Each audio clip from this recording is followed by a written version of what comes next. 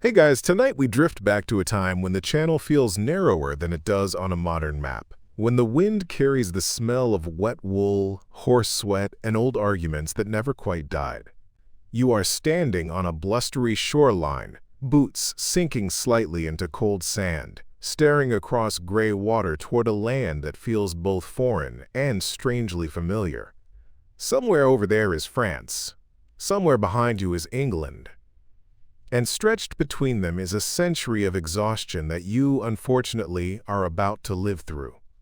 You can almost hear the future creaking already. You probably won't survive this. But don't worry, most people don't, and that's kind of the point. So, before you get comfortable, take a moment to like the video and subscribe, but only if you genuinely enjoy what I do here. And while you're settling in, drop a comment telling me where you're listening from and what time it is for you right now. There's something comforting about imagining all of us drifting off together across different corners of the world. Now, dim the lights, maybe turn on a fan for that soft background hum, and let's ease into tonight's journey together. You don't experience the 100 Years' War as a neat beginning with trumpets and declarations. Instead, it seeps into your life like dampness into stone.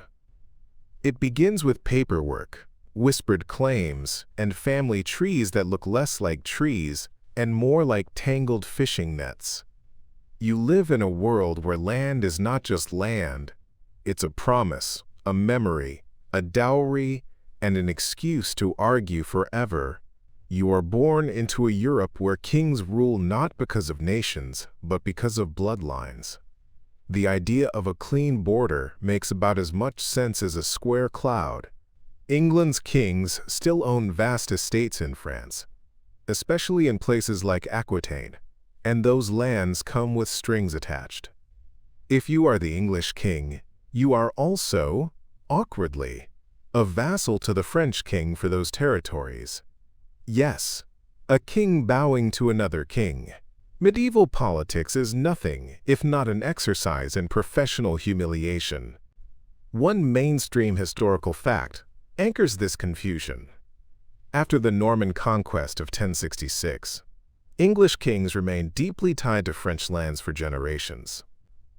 By your time, these ties have narrowed but not disappeared, leaving England's monarch technically subordinate to France in certain legal contexts. It's a recipe for resentment that has been simmering for centuries.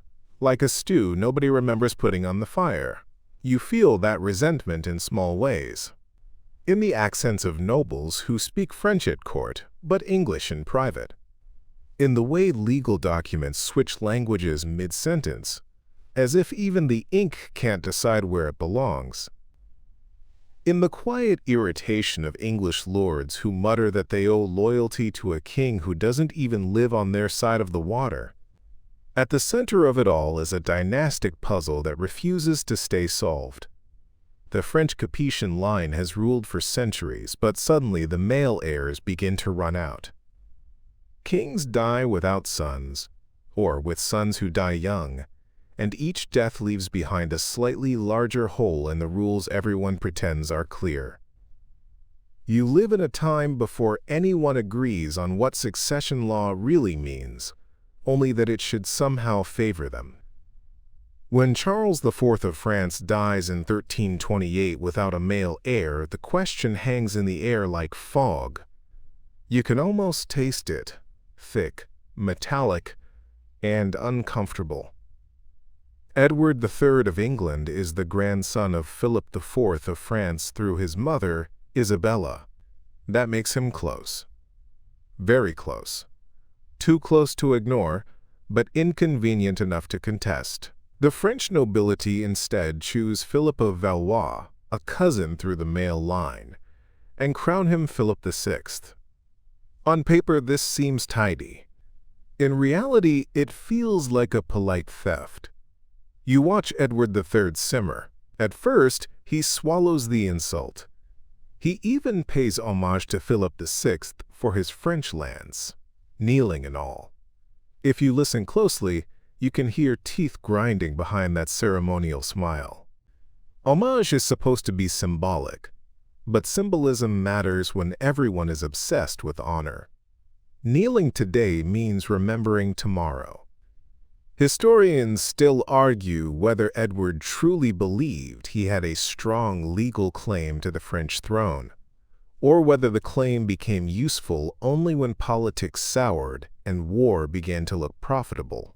Intent is slippery in the medieval world, and kings are very good at discovering principles precisely when they need them.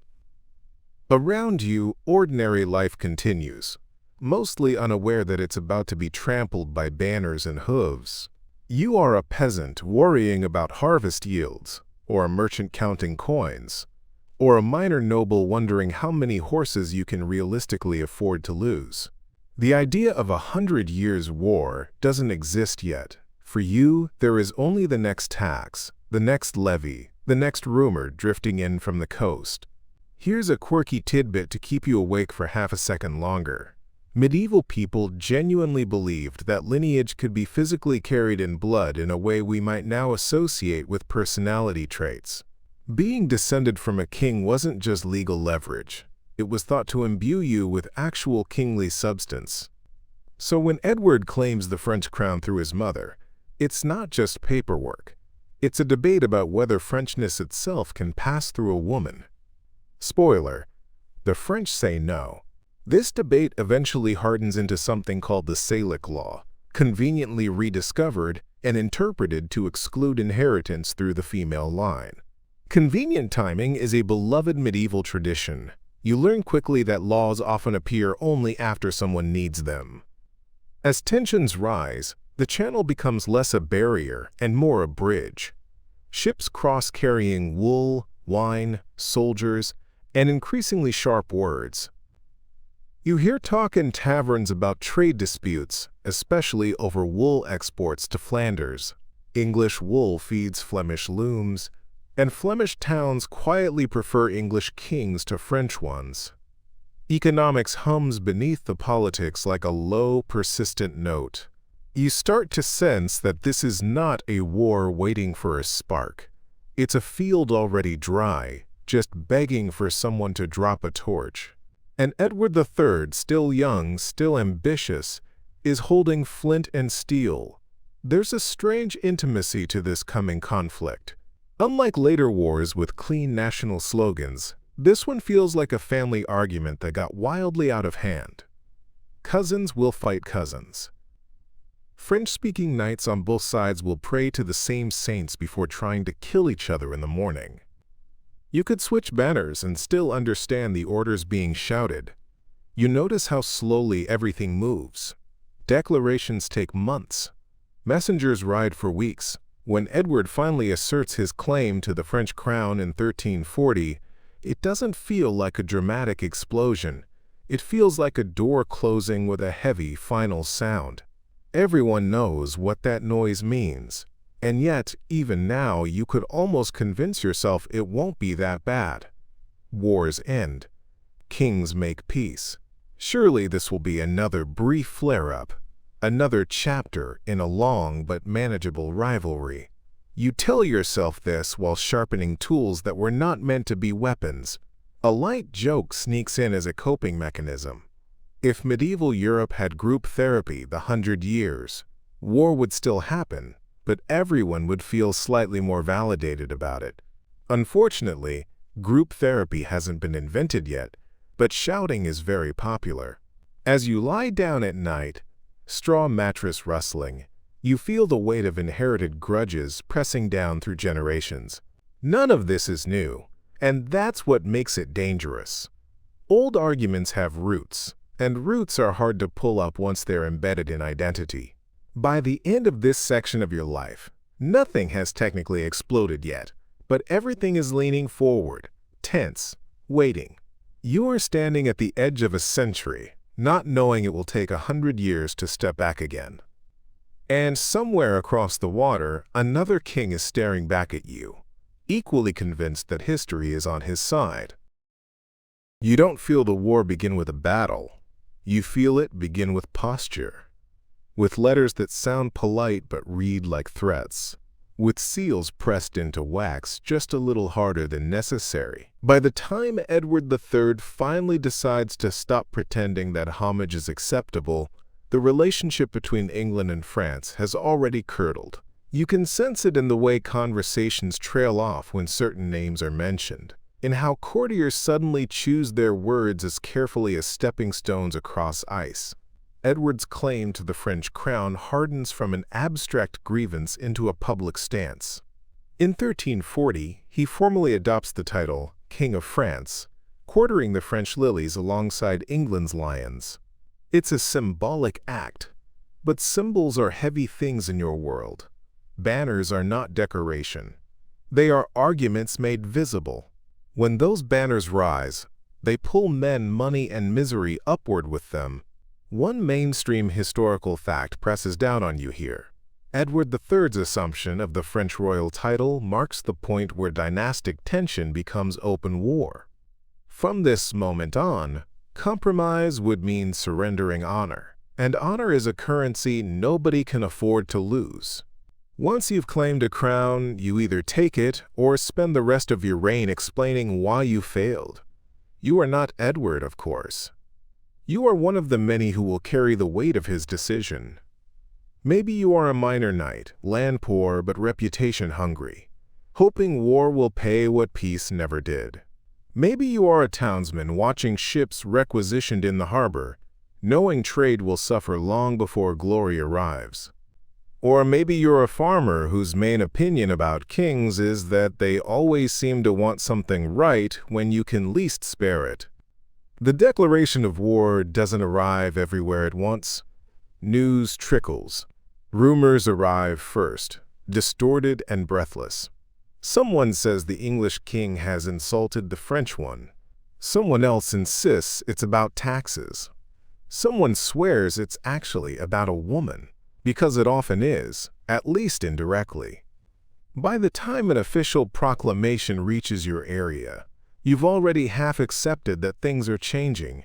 You notice how quickly language shifts. Our king becomes a phrase spoken more often, with more emphasis. The French, or the English, solidify into categories that feel heavier than before. Identities sharpen under pressure. It's easier to endure hardship when you can name an enemy. Historians still argue whether the war was inevitable at this point, or whether cooler heads could have contained the conflict through diplomacy and limited concessions. Some point to earlier compromises that worked temporarily, while others argue that the economic and dynastic pressures had built too high to release gently. Standing where you are, it doesn't feel inevitable. It feels chosen. Chosen, but now unstoppable. Edward begins by building alliances rather than armies. He courts the Holy Roman Emperor, various German princes, and crucially, the towns of Flanders. These towns matter because cloth matters. And cloth matters because wool matters, and wool is England's golden fleece.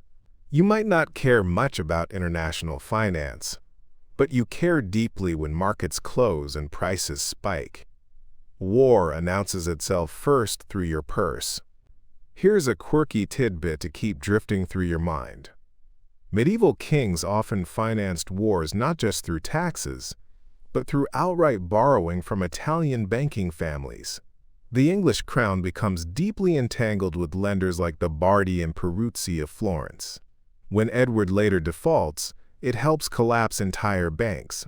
Somewhere in Italy, a clerk who has never seen the English Channel curses a war he'll never fight in. As alliances form, armies slowly gather. Slowly is the key word. Medieval warfare is seasonal, expensive, and logistically fragile. You can't just summon tens of thousands of men and march them indefinitely. You have to feed them, pay them, and persuade them not to desert. Most soldiers are not professionals. They are farmers with spears, artisans with axes, men who would rather be anywhere else. When fighting begins, it does so around the edges. Naval clashes in the Channel, skirmishes in contested territories. In 1340, the Battle of Sluys erupts off the Flemish coast. a brutal naval engagement where English ships grapple French ones and turn decks into floating battlefields. You don't see it directly, but you hear about it in lurid detail. Bodies in the water. Ships locked together like wrestling beasts. The English victory it slies matters more than it sounds. It gives England temporary control of the Channel, making invasions of France possible and French raids of England harder. Control of water, you learn, is control of options. Without ships, claims stay theoretical. Yet even with victories, nothing resolves quickly. Campaigns sputter. Sieges drag on and then dissolve for lack of funds. Men fall sick. Horses die. You begin to understand that war is less about decisive moments and more about endurance, about who can keep going when enthusiasm has worn thin. You also notice how fragile loyalty is. Nobles shift sides. Cities hedge bets. Today's ally might be tomorrow's neutral observer, waiting to see which way the wind blows. Feudal obligations are strong, but self-preservation is stronger. There's a strange boredom that creeps in between moments of fear. Long marches, long waits, long evenings, where nothing happens except complaints. A second light joke slips through your fatigue. If medieval armies had a motto, it would be, "Hurry up and wait, but with fewer shoes." As the war expands, taxation tightens. This is where you really start to feel it. Kings cannot fight on honor alone. They need silver. New taxes are levied on wool, on land, on goods, moving through towns. Even those far from the fighting pay for it. You grumble, but you pay. Because refusal brings consequences that are very immediate and very physical. The French crown, under Philip VI, is not passive. French armies raid English-held territories in Aquitaine. They support Scottish resistance against England, opening a northern front that stretches English resources thinner. You begin to see the war not as a straight line across the Channel, but as a web pulling tight from multiple directions. There is still, at this stage, an expectation that war follows certain rules. Knights are ransomed, not killed. Battles are fought between armies, not against civilians, at least in theory. You cling to this idea because it suggests limits, and limits mean survival. The reality, as you'll learn later, will be messier. Edward himself cuts a striking figure. Tall, charismatic, skilled at tournaments, he looks every bit the warrior king. You hear stories of his confidence, of how he frames the war as a righteous reclamation rather than naked ambition. Charisma matters. It convinces men to follow you into rain, mud, and uncertainty. Yet beneath the pageantry, the war's true nature is already forming. This is not a brief punitive campaign. It is a grinding contest of resources, legitimacy, and will. Each side believes time will favor them. Each side is wrong in a different way. As you drift through this early phase, you sense something else settling in alongside the conflict: normalization. War becomes part of the background, not constant, but recurring. Like a bad season that keeps coming back. Children are born who will never know a Europe without this war hovering over it like a long cloud. You lie awake some nights listening to distant bells or the wind, wondering if this will burn itself out soon. Surely kings will tire. Surely some treaty will smooth things over. You don't yet understand that this war will pause, resume, mutate, and linger long enough to outlive most of the people who begin it. By the time the opening phase draws to a close, no one has won, no one has lost, and everyone is committed. The banners are up, the titles claimed, the money spent. You are no longer standing at the edge of something. You are in it now, ankle deep, and the ground is already starting to pull. You learn quickly that medieval war is not romantic once you have to carry it. Armor looks impressive on a lord's chest, but on your shoulders it's just weight. Cold in the morning, stifling by midday, and always rubbing somewhere it shouldn't. The early armies of this war assemble the way they always have, through feudal obligation. Notices go out. Lords summon their men. You show up because you are required to, not because you understand the claim to a distant crown. At first, everything feels familiar. Knights right at the front, banners snapping, men-at-arms cluster behind them. Archers, often treated like necessary furniture rather than decisive tools, shuffle into position. The assumptions are old and comfortable. Heavy cavalry will decide the day. Courage and lineage will matter most. God, obviously, is on your side. And then reality begins to disagree. One mainstream historical fact becomes impossible to ignore as campaigns unfold. Traditional feudal armies prove clumsy, expensive, and poorly suited to prolonged conflict. Knights are devastating in short bursts, but difficult to coordinate, even harder to replace, and financially ruinous to lose. War, you realize, is not just about winning. It's about sustaining loss. You experience this firsthand on the march. Feudal service is limited, often to 40 days. Men count the days like prisoners scratching marks into walls. Once their obligation ends, enthusiasm evaporates. Some go home, others demand pay. A war meant to last weeks is already stretching into months, and nobody seems to have planned for that. Historians still argue whether the feudal system was already breaking down before the 100 Years' War, or whether the war itself accelerated its collapse. From where you're standing, it feels like both. The system works, just not for what's being asked of it. You watch commanders struggle with control. Orders ripple through the ranks slowly, distorted by accents, noise, and fear. Signals are flags and horns, which are fine until smoke, rain, or panic makes them useless. Coordination depends heavily on trust, and trust is fragile when half the army barely knows the other half. Here's a quirky tidbit to lodge gently in your mind. Medieval soldiers often brought their own equipment, which meant armies were a patchwork of gear standards. Some men wear excellent mail. Others have boiled leather. A few turn up with weapons that look suspiciously like farm tools. Uniforms are a fantasy of the future. You can't tell who's who unless they're very important or very loud. Early encounters reveal uncomfortable truths.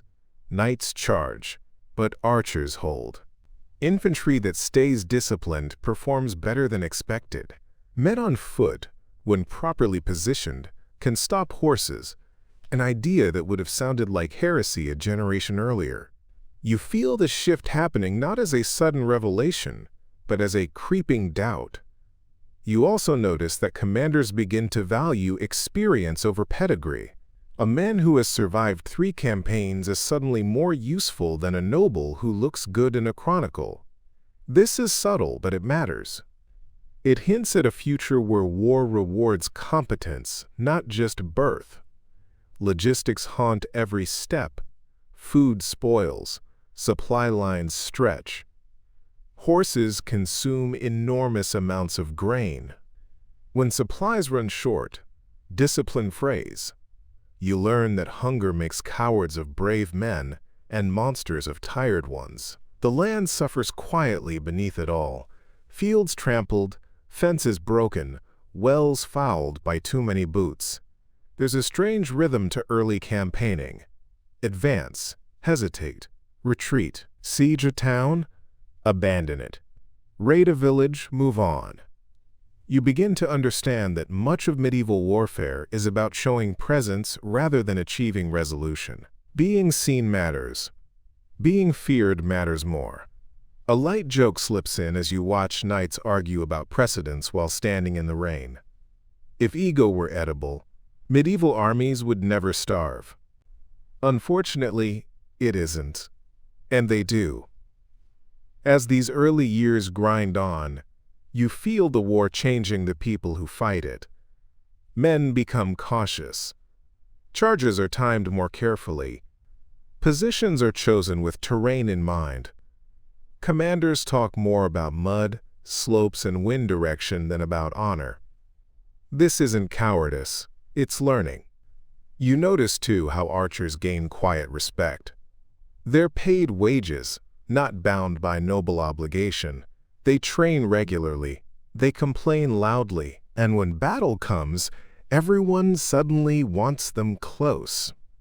The idea that commoners might decide battles makes some nobles uncomfortable, but survival tends to win arguments. One early lesson lodges deep.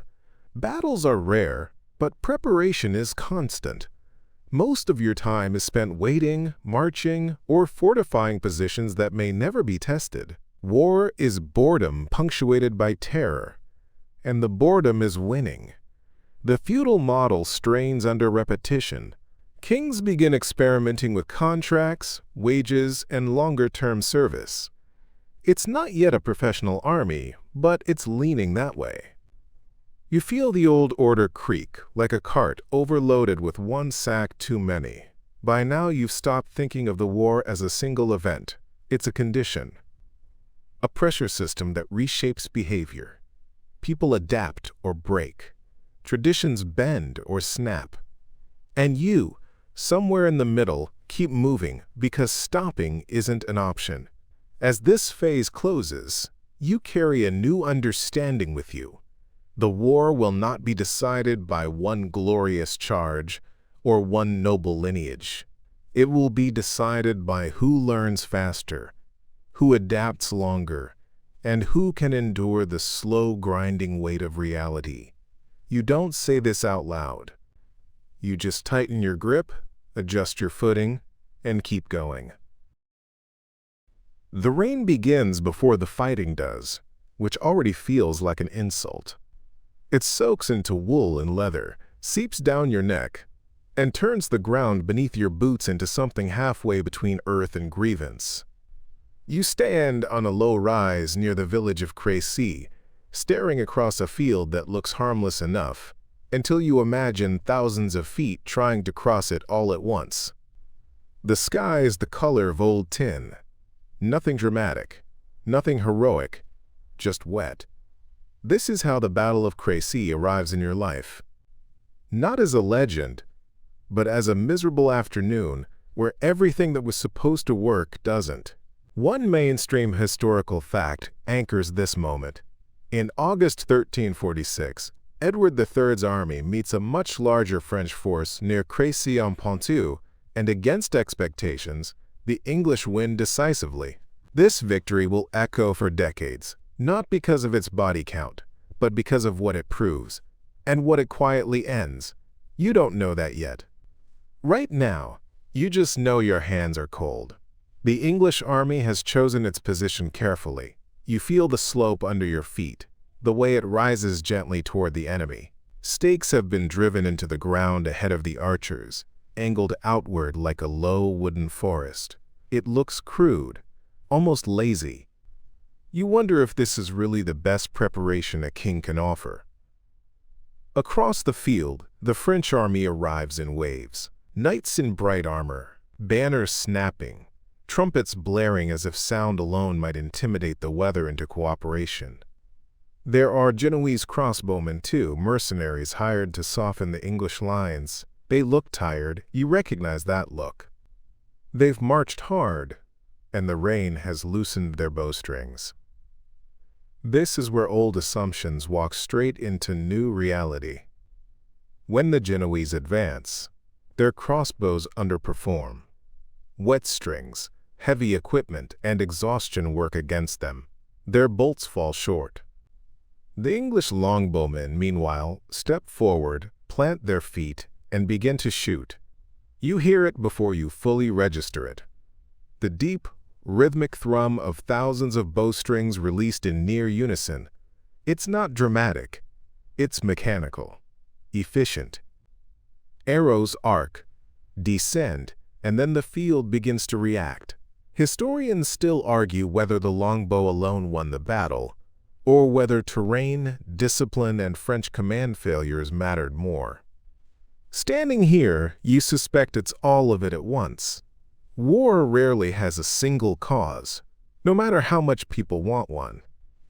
The French knights, frustrated by the faltering Genoese, charge.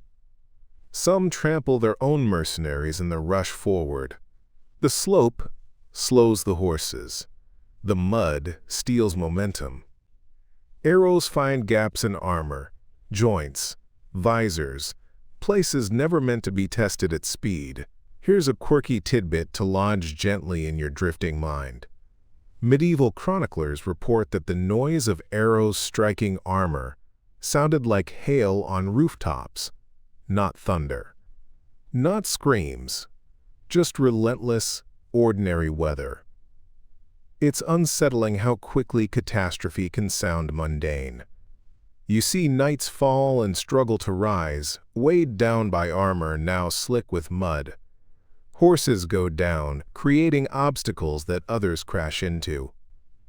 The charge loses shape, then purpose, and still the arrows come. There is no single heroic moment, no duel that decides the day. Instead, there is repetition. Charge. Stall. Break. Retreat.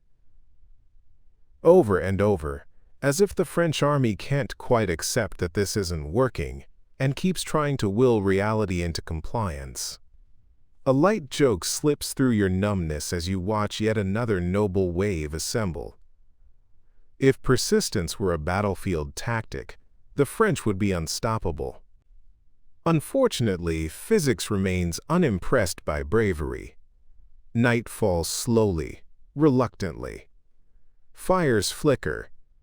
The fighting sputters out not with a climax but with exhaustion. The French withdraw. The field is quiet in a way that feels heavier than noise. You realize, with a faint chill that has nothing to do with rain, that something fundamental has shifted. Crécy doesn't end the war. It doesn't even end the campaign. But it ends an illusion. The idea that mounted knights are unstoppable. The belief that numbers guarantee victory. The comfort of tradition as a substitute for planning. In the days after, the victory spreads faster than the details. Stories grow. Numbers inflate. The longbow becomes a legend almost overnight. You hear exaggerated claims, impossible ranges, superhuman strength. The truth is less magical and more unsettling. Discipline, preparation, and positioning beat glamour. You march on toward Calais, and the war continues. But Crécy stays with you, like a lesson burned into muscle memory.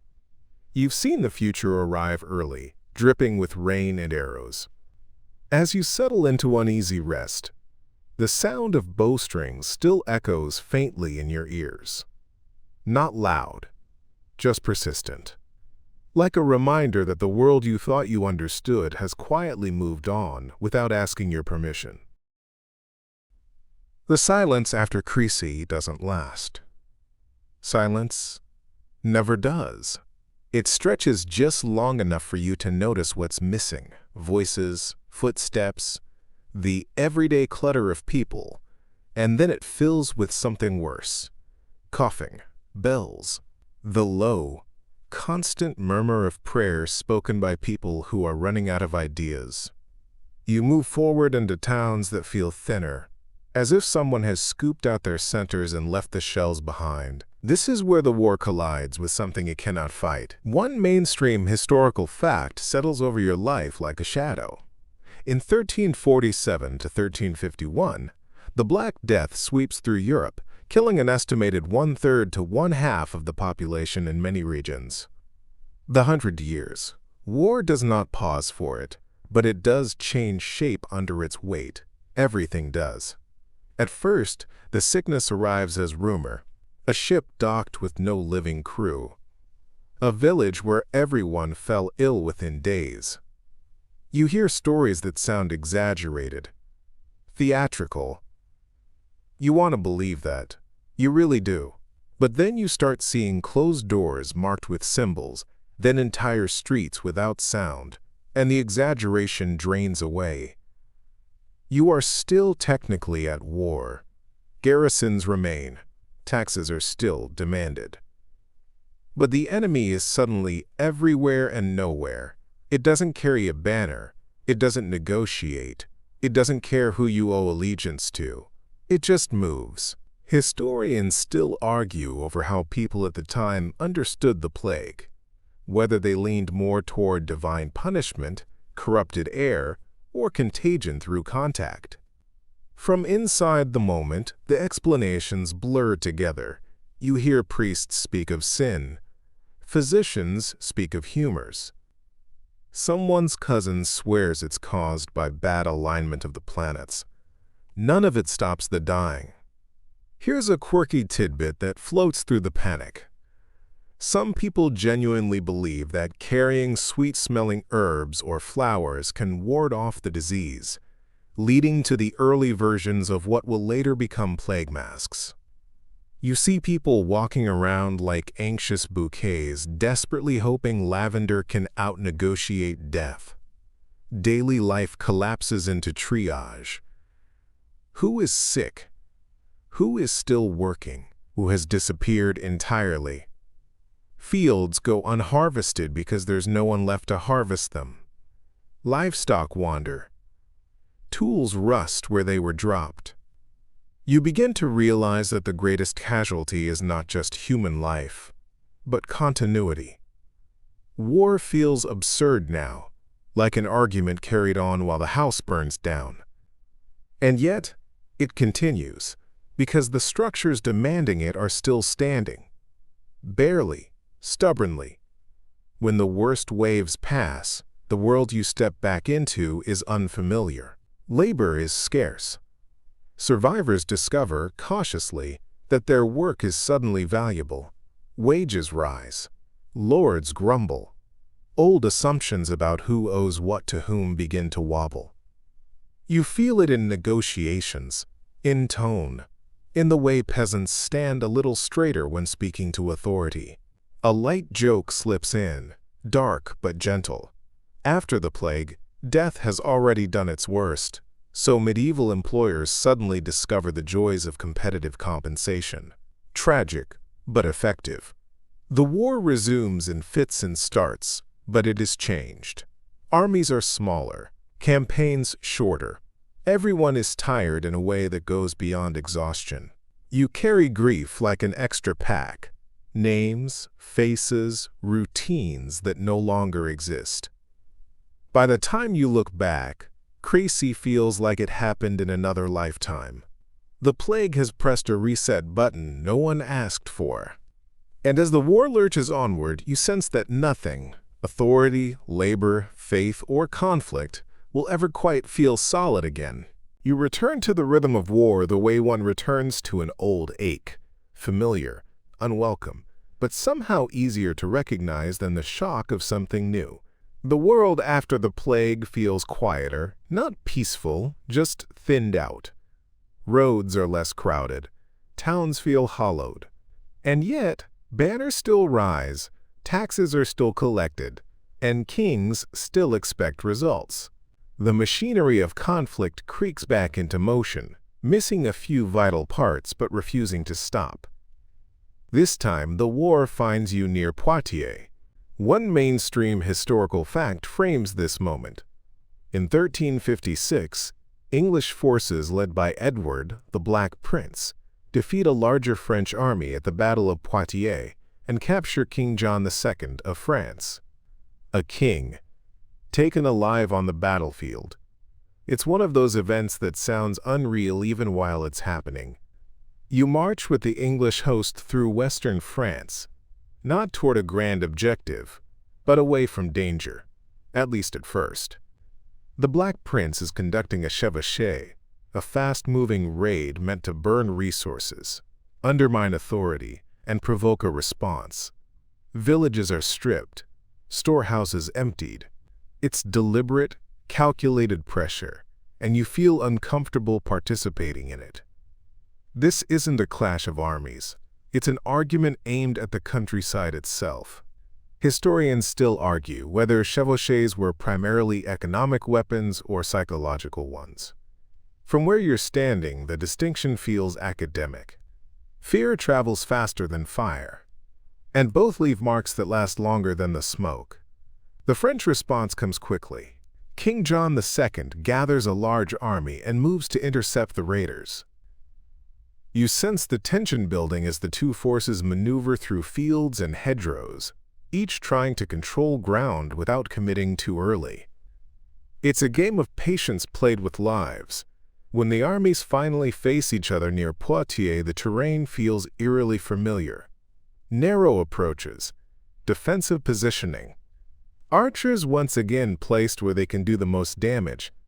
You remember Crécy, and you suspect the French do too. That memory hangs over the field like a warning nobody quite knows how to heed.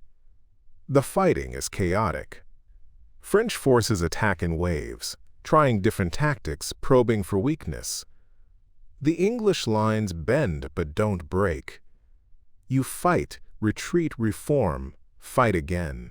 There's no sweeping narrative here, just moments stitched together by noise and fatigue.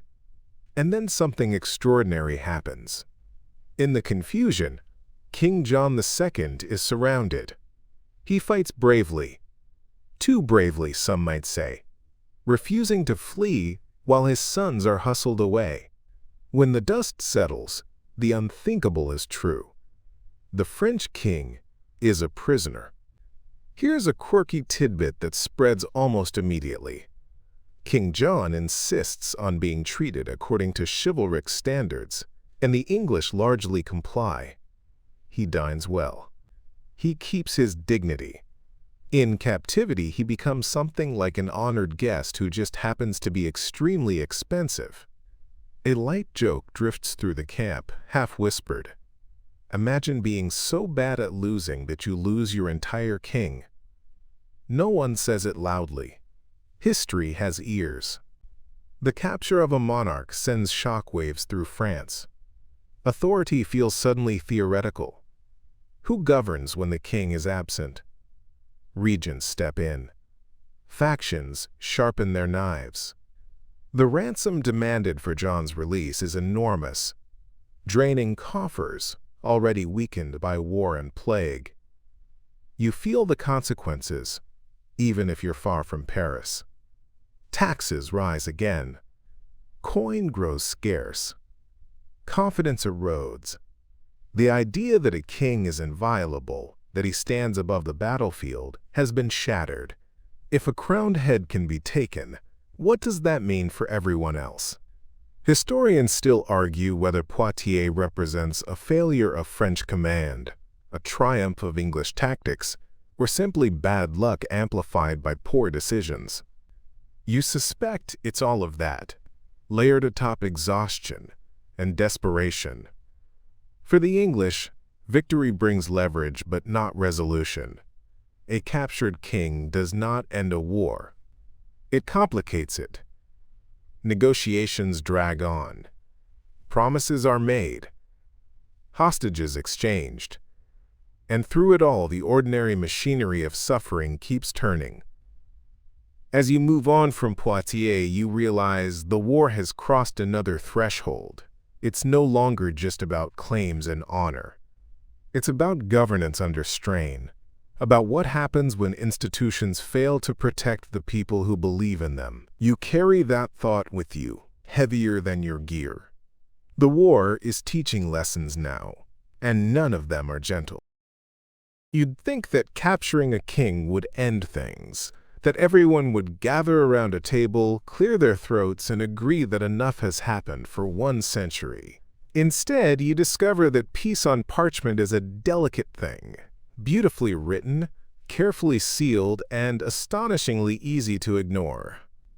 After Poitiers, the war slips into negotiation mode, which sounds calm, but feels anything but. You live through years where the fighting slows, Not because anyone is satisfied, but because everyone is calculating. Ransoms, borders, titles, hostages. Everything has a price now, and nobody agrees on the exchange rate. One mainstream historical fact anchors this uneasy pause. In 1360, England and France signed the Treaty of Bretigny. King John II is to be released in exchange for an enormous ransom, and Edward III agrees, at least on paper, to renounce his claim to the French throne in return for full sovereignty over vast French territories.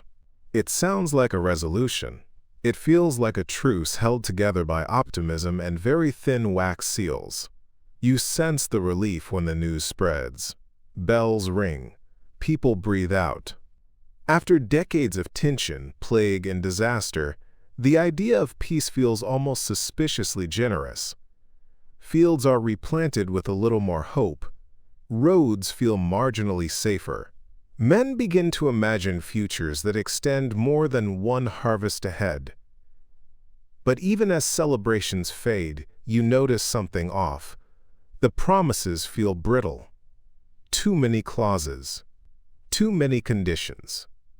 Too many as long as statements quietly embedded in the language.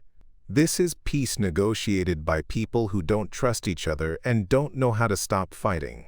Historians still argue whether the Treaty of Bretigny was a genuine attempt at lasting peace or merely a strategic pause that both sides expected to break. From where you stand, it feels like exhaustion dressed up as agreement. Everyone needs a rest. No one has learned how to let go. King John returns to France, but his kingdom is altered. The ransom drains resources already stretched thin. Taxes rise again, sharper this time, because there's no longer the excuse of immediate invasion, just obligation. You hear the grumbling grow louder, more organized. Authority doesn't feel restored. It feels negotiated daily. Here's a quirky tidbit that drifts through the courtly gossip.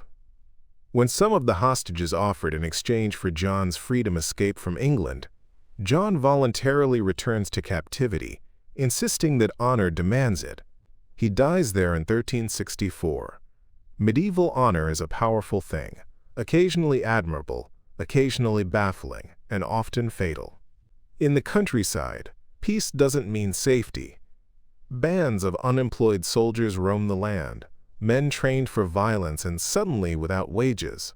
They form mercenary groups, free companies, selling protection, extorting villages, or simply taking what they want. You learn that war has a long shadow, and it doesn't disappear just because kings sign documents.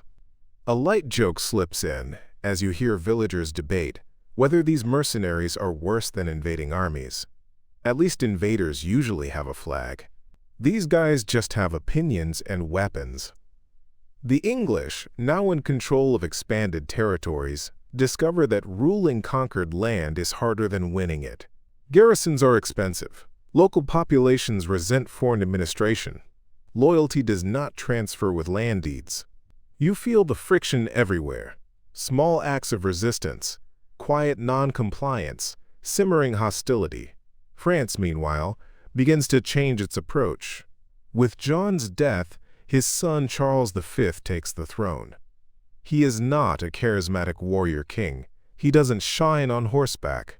Instead, he plans, he calculates. He listens to advisors who talk about money, logistics, and patience.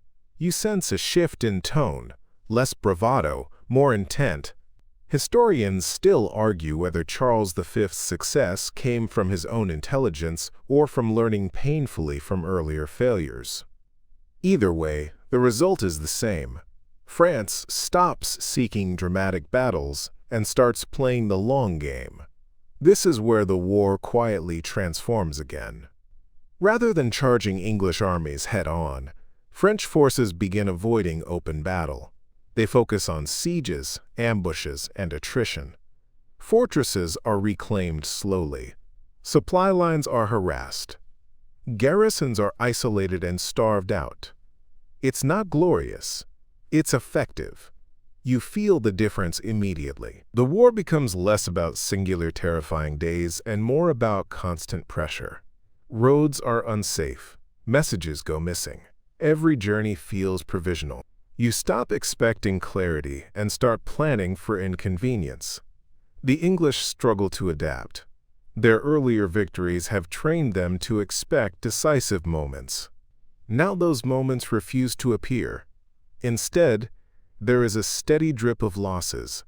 Towns reclaimed, allies wavering, costs rising. Morale erodes not through defeat, but through frustration. A second light joke creeps in as you watch commanders stare at maps for hours. Medieval warfare is now sponsored by patience, and patience is wildly underfunded. You begin to realize that treaties don't end wars. They change their tempo. Bretigny doesn't close the book. It dog-ears the page and sets it down, ready to be picked up again. The grievances remain, neatly preserved beneath polite language. By the late 1360s, it's clear that the peace is unraveling. Disputes over interpretations of the treaty multiply. Accusations fly. Edward III never formally renounces the French crown in practice, despite the wording. France challenges English sovereignty over disputed territories. Each side insists it's merely responding to provocation. You don't hear a declaration this time. No formal announcement. The war simply resumes, like a storm that never fully cleared. As fighting picks up again, you feel a heavier weariness settle in. This is no longer a war of beginnings. It's a war of continuations. Children who were born during the first campaigns are now old enough to fight in the second phase. The conflict has become a background condition of life. And as you move forward, one truth becomes uncomfortably clear. Peace failed not because it was impossible, but because no one could imagine a future without leverage. The war persists because it's easier to keep going than to decide what stopping would actually mean. You trudge along paths once familiar, now scarred by smoke, burned crops, and the quiet hum of fear. The war has shifted. It is no longer about royal claims alone. It has learned to touch the lives of ordinary people, dragging them into its patterns whether they like it or not. You hear about the English chevauchés, those swift raids meant to intimidate and impoverish, and you realize they are not stories. They are instructions for survival. One mainstream historical fact anchors this phase. Edward III's forces conduct repeated chevauchés through French territory, burning villages, destroying crops, and taking livestock to destabilize local authority. These campaigns do not require pitched battles. They require speed, ruthlessness, and careful logistics. For those who live along the paths of movement, the difference between life and death often depends on noticing the dust on the horizon. You experience this firsthand as the army passes through a rural district. Smoke curls lazily above farms that used to be your neighbor's pride. Fields of wheat are trampled. Wells are emptied. Livestock is driven off in long lines like silent witnesses to human hubris. You taste ash in the air, bitter on your tongue. There is no poetry here, only purpose. Historians still argue whether chevauchés were primarily economic warfare, psychological pressure, or a combination of both. Standing amidst the ruins, the distinction feels academic. The result is immediate and unmistakable. People are hungry, afraid, and aware that authority can vanish as quickly as the smoke from their barns. Here's a quirky tidbit that follows you along. Some of the raiders take trophies that seem absurd, like sewing needles, chickens, or wine barrels, believing these minor spoils carry luck for the campaign. They do not. Luck is in short supply, replaced by exhaustion and mud. You notice patterns. Villages that comply are spared somewhat. Those that resist are burned completely. Obedience is transactional. Morality is negotiable. and the sheer randomness of survival presses down on you, leaving a faint, lingering anxiety that never quite lifts. The chevauchés also affect the larger economy. Markets collapse temporarily, trade slows, and townsfolk rely more on local resources than on distant commerce. You watch Flanders, normally humming with textile production, wobble under reduced wool supply from England. The war stretches far beyond the fields, twisting towns and economies together in a web of unintended consequences. You also see soldiers themselves wearing thin. Mercenaries and knights are paid, but fatigue seeps into every step. Horses collapse. Food runs short. Discipline frays. You observe arguments between commanders over who should guard what, each disagreement a small echo of the larger conflict. War is no longer a heroic moment. It is a slow test of endurance. A light joke drifts in, whispered among weary men. If you wanted a full-time occupation in the 14th century, you could always be a professional marcher. No holidays, no sick days, unlimited complaints. The French, meanwhile, are quietly learning. They avoid full engagements where possible, favoring ambushes and delaying actions. They reclaim fortified towns slowly, stretch supply lines thin, and leverage attrition as a strategy. Siege warfare replaces open battle as the primary method of reclaiming lost territory. You notice how patience can become a weapon heavier than swords or lances. You begin to realize that the war is as much about psychology as it is about combat. Villagers live in fear of a distant army whose movements are unpredictable. Commanders feel the strain of maintaining discipline in men who have seen friends die from exposure, starvation, or misfired arrows. Kings feel the pressure to act decisively while avoiding catastrophic loss. You, somewhere in the middle, feel all of it. And yet, despite the exhaustion, the chevauchés succeed in their grim purpose. Authority is undermined. Morale falters. The countryside learns that no position is entirely safe. You carry this lesson with you, aware that survival requires calculation, vigilance, and a certain tolerance for misery. By the end of this phase, you recognize a pattern that will repeat for decades. Armies raid, people adapt, authorities negotiate, and the war grinds forward with relentless persistence. Life is not about glory. It is about navigating the slow, inexorable weight of conflict. And somewhere beneath it all, the world remembers Crécy, and the longbow's quiet lesson still hums in the back of your mind. You trudge into another campaign season, the air thick with anticipation and the faint tang of wet earth. The countryside, already bruised from earlier raids and sieges, bears the memory of burned barns and abandoned villages. Paths that once felt safe are now warnings written in mud and hoofprints. You sense the war has settled into a rhythm. Strike, endure, withdraw, rebuild, repeat. It is relentless and quiet in its methodical cruelty. One mainstream historical fact anchors this period. The English and French continue to engage in sporadic but intense campaigns throughout the 1370s. Including the raids into Normandy and Brittany, as well as the ongoing capture and defense of key towns. The battles are not always massive, but they are constant. The grind of war becomes a background condition, shaping every market, harvest, and conversation. You notice that the longer the war drags on, the more innovation quietly seeps into tactics. English longbowmen remain dominant, but now French commanders experiment with defensive positioning and combined forces. Sieges are conducted with greater efficiency, and local militias play larger roles. You feel that the war is becoming less a contest of honor and more a chess game stretched over decades, with lives as pieces. Historians still argue whether the innovations of this period represent genuine strategic evolution or simply desperate adaptation to ongoing attrition. From where you are, it feels like both. Every choice carries weight, and every misstep is amplified by exhaustion and the unpredictability of disease, famine, and miscommunication.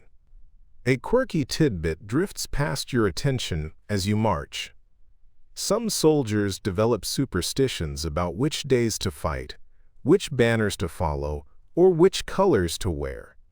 One man refuses to touch water from a certain stream, claiming it curses the next arrow he fires. Another insists that the rooster crowing at dawn determines whether the charge succeeds. You smile at the absurdity, though quietly, because everyone believes at least part of it. The civilian experience continues to worsen. Famine and sporadic outbreaks of plague linger in between major campaigns. Fields once cleared are neglected again. Livestock is driven off or stolen. Taxes and levies stretch even further, demanded in the name of war or reconstruction. You realize that the human cost is not always immediate. Sometimes it accumulates quietly, pressing down until people barely notice their own exhaustion. Merchants and tradespeople adapt to survive. Convoys avoid main roads. Towns fortify themselves. Networks of communication emerge to share warnings and safe routes. You watch clever negotiation and cunning become forms of survival as important as skill in arms. The war, it seems, has created a society that thrives on improvisation and suspicion. A light joke surfaces in the weary conversations around campfires. If you wanted to make a fortune during the 100 Years' War, you didn't need to fight. You just needed to sell umbrellas, mud boots, and rope to both sides. Practicality often outweighs heroism. Politically, things remain tense but stable.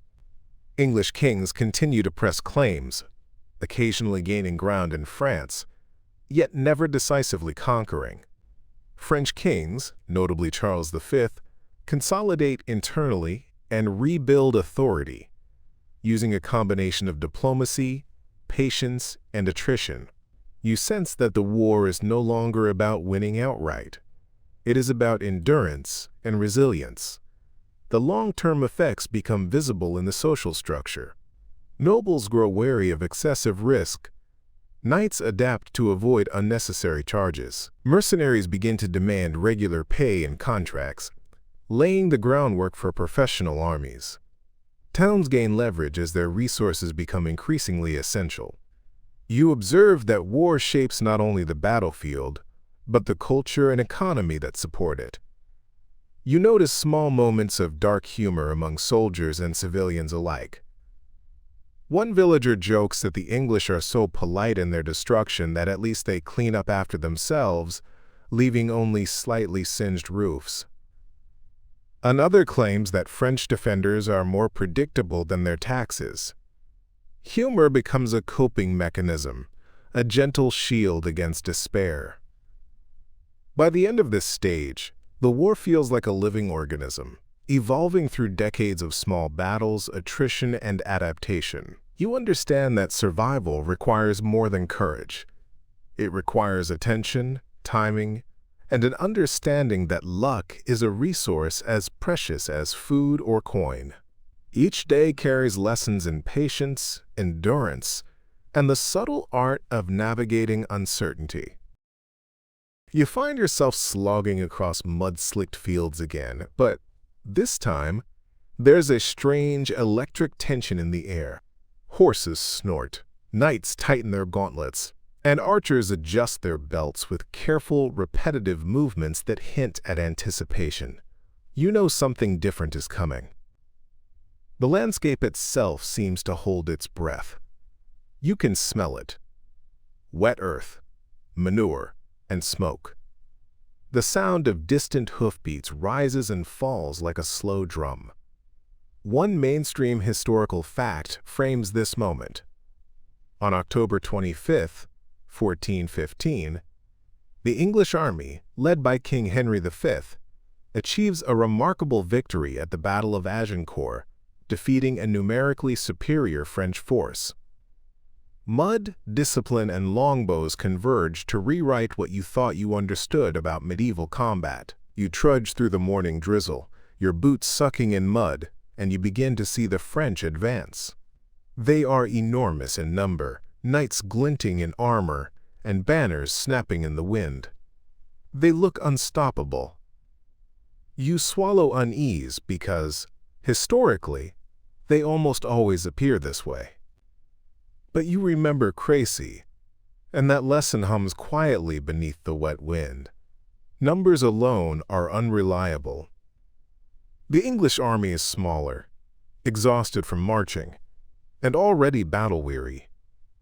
You notice the men lining up on narrow fields between woods, using the terrain to their advantage. Stakes driven into the mud in front of the archers stand like jagged teeth, waiting. Every detail feels painstaking, calculated, almost obsessive. Survival depends on these small measures, not on individual heroism. Historians still argue whether Agincourt was won because of superior English tactics, French mistakes, or sheer luck compounded by mud. From where you are standing in the sodden fields, it feels like all three factors are entwined, like tree roots that cannot be separated without destruction. The French knights begin their charge. Horses stumble in the mud. Feet slip. Lances splinter. You hear the distant thud of bodies and hooves. The English archers release a relentless volley, the longbows humming like the low buzz of a storm gathering momentum. Arrows strike armor joints, horses falter, and the front ranks of French knights crumble in a sequence both horrifying and strangely inevitable. A quirky tidbit flickers through your mind. Some accounts suggest that some French knights, attempting to advance too quickly in the mud, simply fell and could not rise again, creating small, literal traffic jams of armor and weaponry. You can almost picture it. Men in shining plate, flailing in slow motion, trapped by their own overconfidence. History has a sense of humor, you realize. The battle stretches hours but feels like an eternity. Sweat mingles with rain. The cries of men are muffled by mud, armor, and rain. You trudge forward, step by step, feeling every inch of the slow, relentless attrition. Victory doesn't arrive in a flourish. It drips, wet and stubborn, across the battlefield. You notice, with weary awe, how discipline now outweighs traditional chivalric expectation. The longbowmen, standing firm, calm, and methodical, embody a quiet triumph of training over prestige. Nobles might have once carried the day by reputation. Now, practice and positioning decide survival. A light joke drifts from a weary archer near you. Well, at least today the French are paying for their arrogance in mud and splinters, not wine and chickens. Morale depends on humor, you understand, because fear is otherwise too heavy to carry. After the fighting, the aftermath is sobering. Thousands of French soldiers lie scattered, captured, or wandering in confusion. The English, exhausted but organized, consolidate their positions. Henry V rides among his men, a commanding presence, but not invincible, merely more attuned to the cruel arithmetic of chance, mud, and patience. Historians still argue whether Agincourt marks the end of one military era and the beginning of another. Cavalry supremacy has been questioned, infantry discipline elevated, and the psychological effect of sustained, precise missile fire acknowledged. From your perspective, it is both an ending and a lesson. Technique, terrain, and endurance are as deadly as courage or noble birth. As dusk settles, you trudge through the field, mud between your toes, realizing the world is changing under your boots. Battles will no longer be about single moments of glory. They will be slow, calculated, exhausting. Agincourt, like Crécy before it, teaches that war favors patience, preparation, and those who can endure the grim arithmetic of attrition. And in the quiet after, when the archers are cleaning their strings and the wounded are tended as best they can be, you carry home a faint but persistent thought. Luck may visit, but discipline invites it. You tighten your gloves, adjust your muddy cloak, and trudge forward, knowing the war's long shadow stretches ahead, still hungry and patient. The war no longer feels like a sequence of battles. It feels like a long, persistent hum, running beneath every village, every manor, every road you traverse. After Agincourt, the English have gained temporary dominance, yet the conflict stretches on, less about individual heroics now and more about attrition, sieges, and diplomacy disguised as negotiation. You move through a countryside dotted with half-rebuilt towns and abandoned farms, seeing the war's quiet toll etched into every doorstep. One mainstream historical fact underscores this phase. The English occupation of northern France, particularly Normandy and the surrounding regions, continues into the 1420s, punctuated by territorial disputes, fortifications, and intermittent skirmishes. The conflict, already half a century old, has now solidified into a series of entrenched positions rather than a fluid, sweeping campaign. Survival depends on endurance and cautious calculation. You notice how populations adapt. Villagers no longer panic at the sight of English banners. They've learned which signals mean danger, which means opportunity, and which are mostly ceremonial.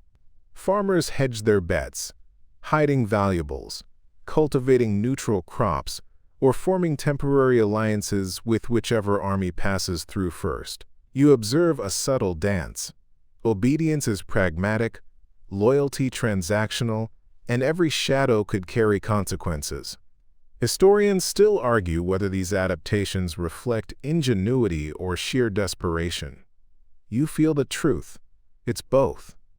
People who survive these decades are clever, but cleverness cannot protect against everything. The plague's shadow, previous massacres, and constant raids have taught everyone a fundamental lesson. Security is temporary, and luck is unreliable. A quirky tidbit makes you smile through the weariness. During English occupations, towns sometimes raise mock sieges as training exercises for local militias. Walls built, dummies placed, arrows shot at scarecrows. But occasionally, the militia ends up firing at their own livestock in the confusion. It's absurd and tragic at once, emblematic of a world where normality is stretched thin. The political landscape grows more complex. The French crown, though battered, begins consolidating under Charles VII, a king who is cautious, calculating, and increasingly focused on internal reform. You notice that strategy now extends beyond the battlefield. Taxes, alliances, and morale are just as vital as the sword. Ordinary people feel the tension in the constant reshaping of authority, never knowing whether to comply, resist, or simply hide. You trudge alongside soldiers now more like professionals than feudal levies.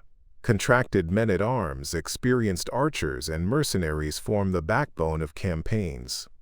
Discipline, training, and experience outweigh the outdated ideals of nobility or single heroic acts. You feel the war evolving, less a chaotic eruption of violence and more a long, carefully maintained machine, grinding through terrain and seasons alike. A light joke emerges in conversation near the campfire. At this rate, I might live long enough to see my great-grandchildren draft a treaty that actually sticks. Humor is survival here, a thin veneer to counteract the relentless wear of years. The role of women and non-combatants becomes increasingly visible.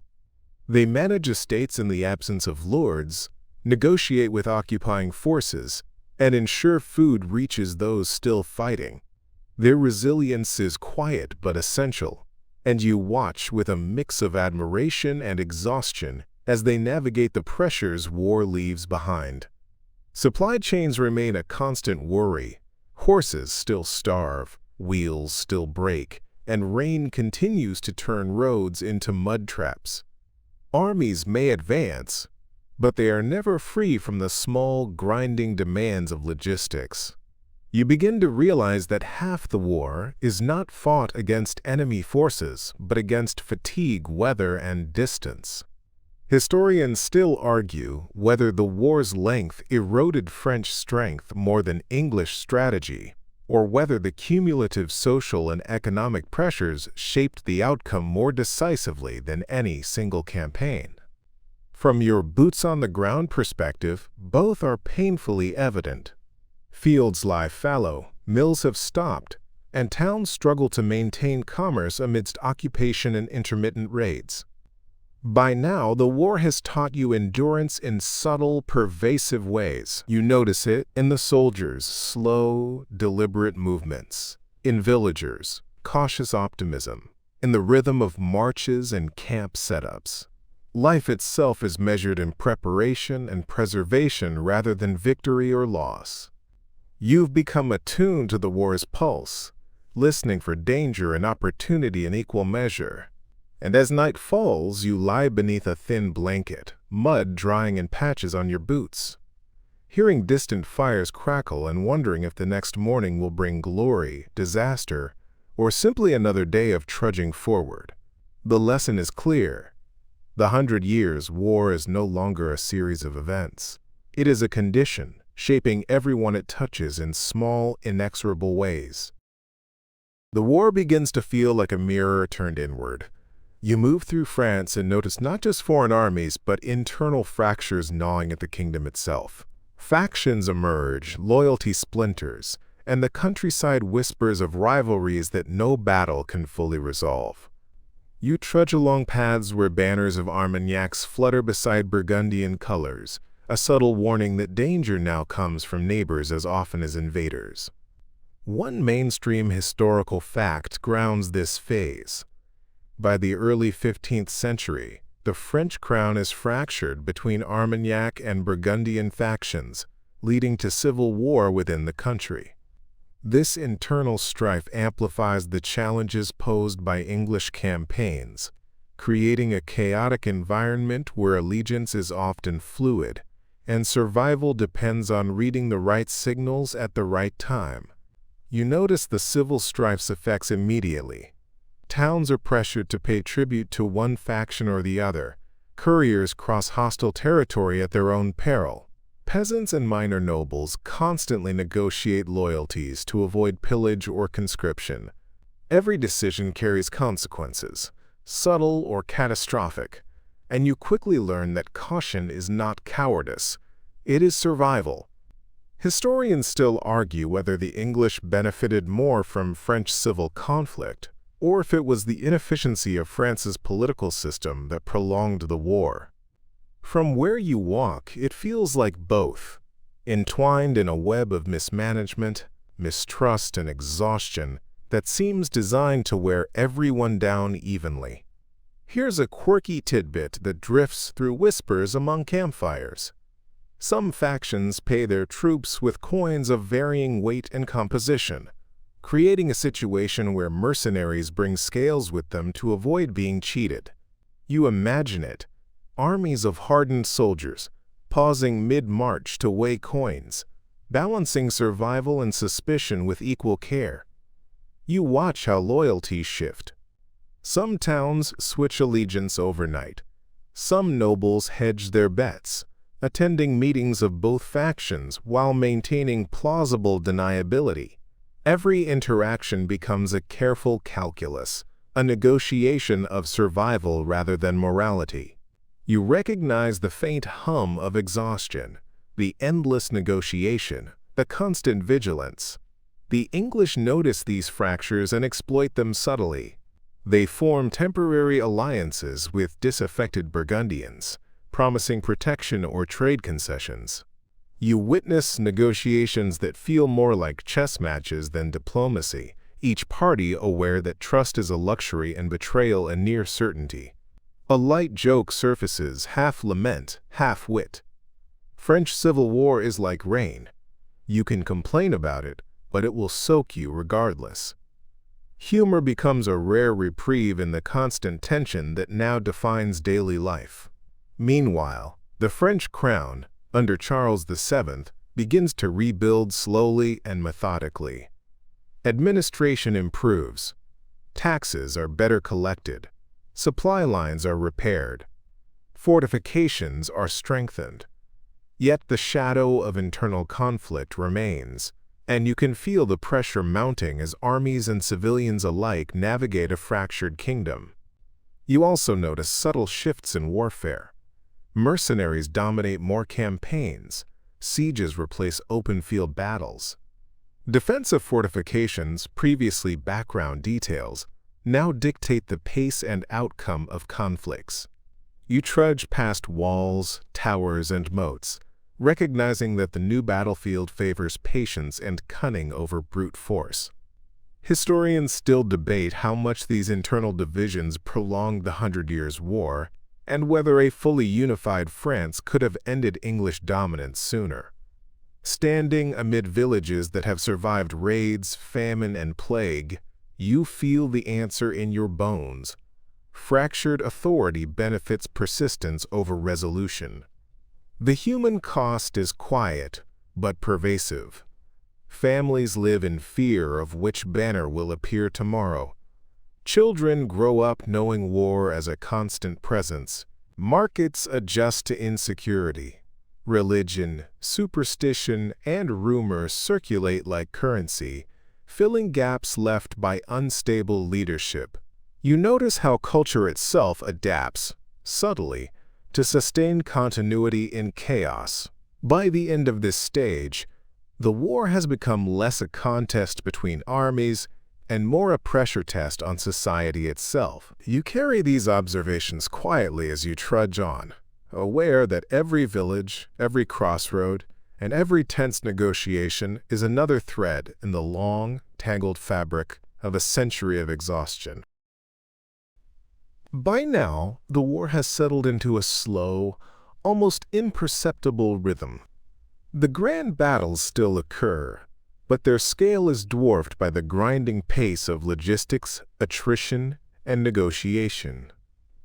You trudge along roads that seem endless, past villages that bear scars from decades of conflict. You hear the same complaints repeated in slightly different accents, watch the same rituals performed with quiet desperation, and realize that endurance has become more important than courage. One mainstream historical fact shapes this era. During the later phases of the Hundred Years' War, both England and France increasingly rely on sieges, raiding parties, and small-scale skirmishes, rather than full-scale pitched battles. These operations are designed not for glory but for control, attrition, and the extraction of resources, slowly reshaping the political landscape without the fireworks of traditional combat. You notice how the people you pass adapt. Farmers plant quick-growing crops to recover from raids. Merchants stock supplies to trade with whoever passes through first. Children learn to read signals of approaching armies, flags, smoke, even distant horn calls, and take cover or flee accordingly. Survival has become an education, handed down informally through experience and observation rather than school or sermon. Historians still argue whether these adaptations represent a form of passive resistance or pragmatic cooperation. Standing amid a village that has survived 4 decades of war, plague, and famine, you sense it is both a quiet, ingenious negotiation with circumstance. A quirky tidbit drifts across the landscape. Some villages create dummy defenses, made of straw, sticks, and old armor, intended to fool passing armies into thinking the town is fortified. It works more often than you might expect, a testament to the creativity born from necessity. You can't help but marvel at how human ingenuity flourishes even under constant threat. The English and French armies themselves have evolved. Professional mercenaries form the backbone of campaigns. Soldiers are paid wages, trained systematically, and drilled in defensive maneuvers and coordinated attacks. Knights still exist, but their role is increasingly symbolic or supportive. You trudge past units that move with quiet precision, recognizing that the art of war has shifted from individual valor to collective endurance and disciplined execution. You also notice the war's effect on culture. Chroniclers continue to write, but their narratives are tinged with exhaustion. Songs, poems, and tales reflect the fatigue, the waiting, and the muted fear rather than heroic adventure. Even religious observances are measured, tinged with pragmatism as people learn to live with uncertainty rather than hope for miraculous intervention. A light joke surfaces at camp. After 50 years of war, I've stopped fearing the enemy. Now I fear whether the baker will actually have bread. Humor becomes an anchor, a shared acknowledgement of the absurdity of prolonged hardship. Political shifts continue quietly, but inexorably. Charles VII consolidates power, reforms the administration, and centralizes authority. The English crown struggles to maintain control over territories increasingly distant and difficult to govern. You notice subtle signs of tension: delayed pay, contested tax collection, and growing resentment from local populations who have endured decades of foreign oversight. Historians still debate the relative importance of leadership versus luck in the later stages of the war. From your perspective, it is clear that leadership shapes survival, but luck, weather, and circumstance dictate whether even the most careful plans succeed. Every march, every siege, every negotiation is a balancing act. The cumulative human cost is everywhere. Survivors move cautiously, communities remain tense, and everyone carries faint, persistent trauma from decades of uncertainty. You begin to understand that the war has become less about territory or crowns and more about endurance itself, the slow, quiet testing of patience, resilience, and human adaptability. By the end of this stage, you sense that the 100 Years' War has achieved something beyond military victories or defeats. It has transformed society, culture, and the rhythms of daily life. You trudge onward with a growing awareness that this is not just a story of kings and knights, but of ordinary people, navigating survival in a world stretched thin by decades of conflict. You trudge past yet another ruined village. The smell of damp earth and smoke hanging in the air like a stubborn fog. The war has become a backdrop to everything. Markets, festivals, harvests, even weddings are cautious affairs, attended with half an eye on approaching banners. You notice how people speak in hushed tones about agreements, betrayals, and the latest troop movements, their voices tinged with fatigue rather than fear. Life continues, but under a shadow. One mainstream historical fact shapes this period. By the 1420s and 1430s, the English maintained control over large portions of northern France, including Calais, Normandy, and parts of the Loire Valley, while the French slowly regroup under Charles VII. The war has become a war of attrition, with sieges, raids, and skirmishes replacing massive, decisive battles. You feel the tension in every march, and every town's uneasy quiet. You notice subtle changes in soldier life. Mercenaries are more organized, with clear chains of command and routine supplies. Knights, once symbols of individual glory, now serve within disciplined units. Archers, particularly longbowmen, are trained from adolescence and rely on precision, stamina, and terrain rather than brute force. You sense a shift. War is evolving from heroic spectacle to a grinding, methodical test of endurance and logistics. Historians still debate whether this evolution represents a natural adaptation to prolonged conflict or a conscious strategy. You feel it in your boots, in your sore shoulders, in the quiet fear that one misstep, one failure to notice a flagged hilltop or a hidden ambush, could undo months of preparation. Here's a quirky tidbit that persists in camp gossip.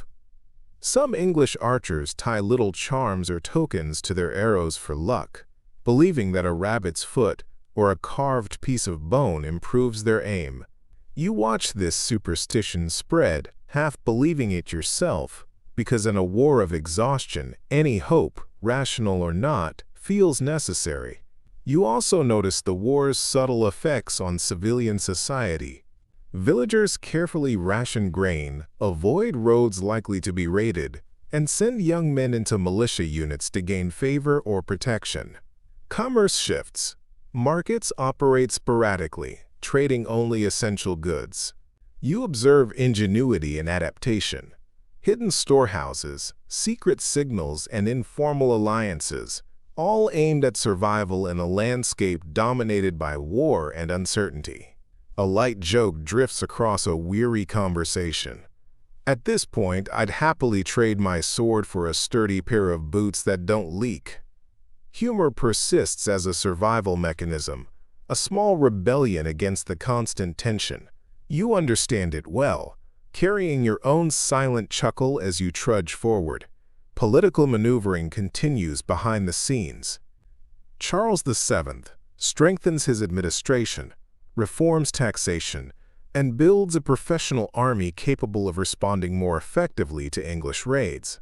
You notice the subtle recalibration. Power now rests not only on battlefield victories but on governance, resource management, and the capacity to maintain morale over long stretches of time. Historians still argue whether the recovery under Charles VII would have succeeded without England's distractions, plague recovery, or shifting alliances with Burgundians and other internal factions. Standing among villagers who have endured decades of raids and shortages, you understand that resilience is both societal and personal, an intertwined pattern of adaptation, luck, and endurance. The human toll is relentless, yet quiet. Generations grow up under the shadow of conflict. Traditions are maintained, but with caution. Celebrations are muted, observances pragmatic. You begin to see the war as a slow teacher, one that shapes not just tactics and kings, but expectations, daily routines, and the psychology of entire communities. By the end of this stage, you realize that the war has become part of life itself, a constant, almost natural hum that guides decisions, movements, and interactions. Victory is no longer a singular moment. It is endurance measured in years, in careful observation, and in subtle, persistent adaptation. You trudge forward, aware that the 100 Years' War is less about winning or losing, and more about surviving a world perpetually stretched thin. You trudge into a France that feels both familiar and foreign, its familiar rhythms interrupted by decades of intermittent war, plague, and civil strife.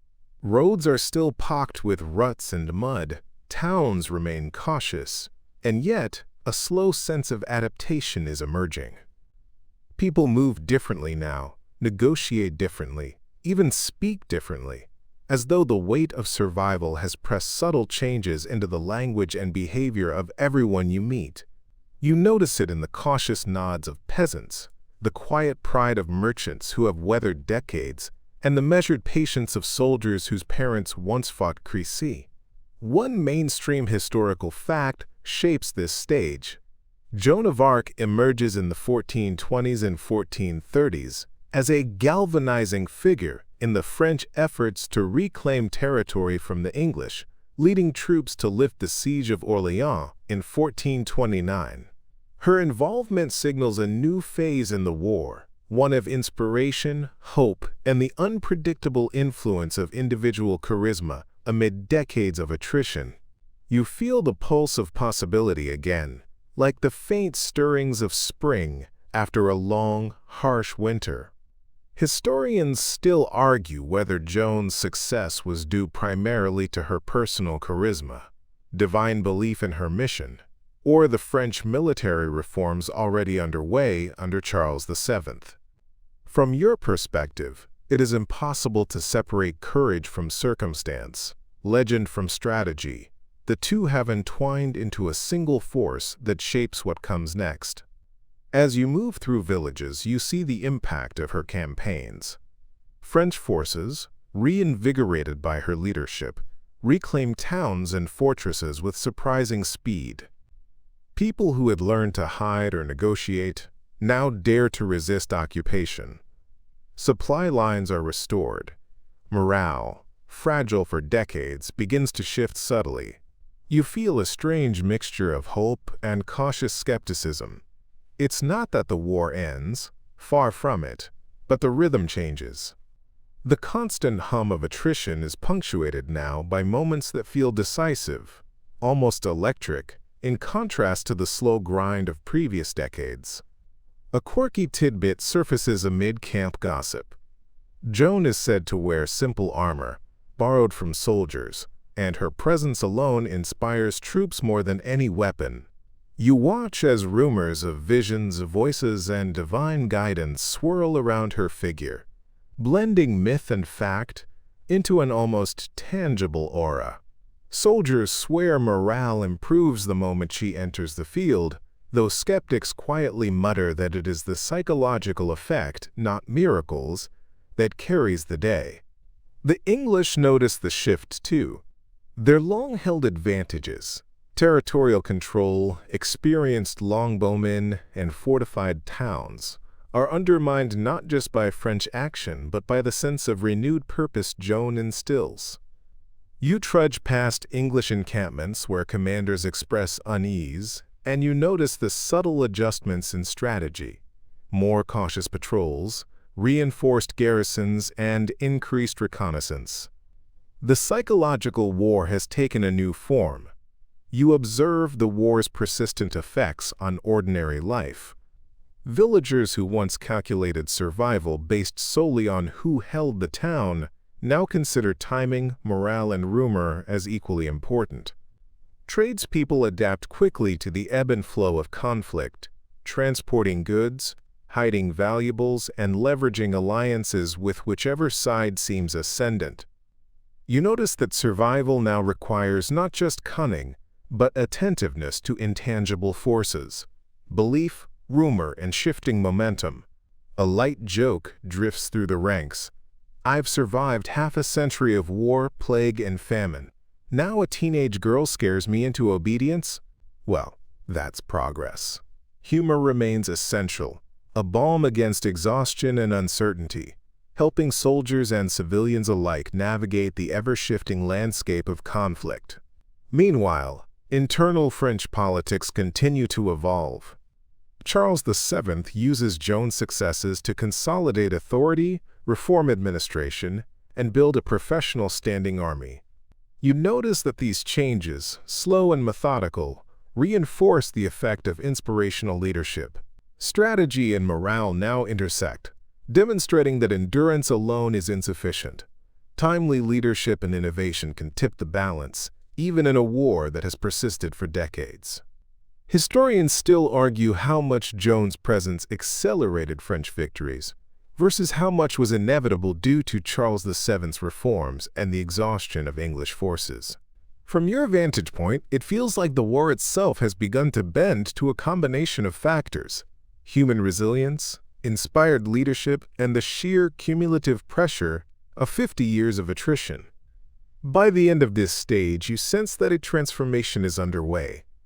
The war is no longer a simple rhythm of raids, sieges, and attrition. It is now a stage for adaptation, inspiration, and cautious resurgence. You trudge forward, aware that survival still demands vigilance, but also that hope, unexpected, fragile, and human, has begun to stir in the long shadows of a century-long conflict. You march through the northern French countryside, noticing subtle shifts everywhere. Fields that once lay fallow begin to show signs of recovery. Villagers cautiously reopen markets, trading in essentials while still glancing nervously at the horizon. The long hum of war persists, but there is a new rhythm. Moments of cautious optimism punctuated by skirmishes, raids, and the occasional siege. You realize the war has entered a phase where endurance and patience still rule, but inspiration and morale now carry disproportionate weight. One mainstream historical fact anchors this period. Following the lifting of the Siege of Orléans in 1429, French forces, inspired by Joan of Arc, launch a series of successful campaigns that reclaim key territories including Reims, where Charles VII is crowned King of France. This coronation consolidates legitimacy and strengthens morale, marking a turning point in the prolonged conflict. You can feel it in the way people carry themselves, as if hope has finally crept back into the margins of daily life. Historians still debate how much of this success was due to Joan's presence and charisma, versus the groundwork laid by Charles VII's administration and military reforms. From your vantage point, both factors intertwine inseparably.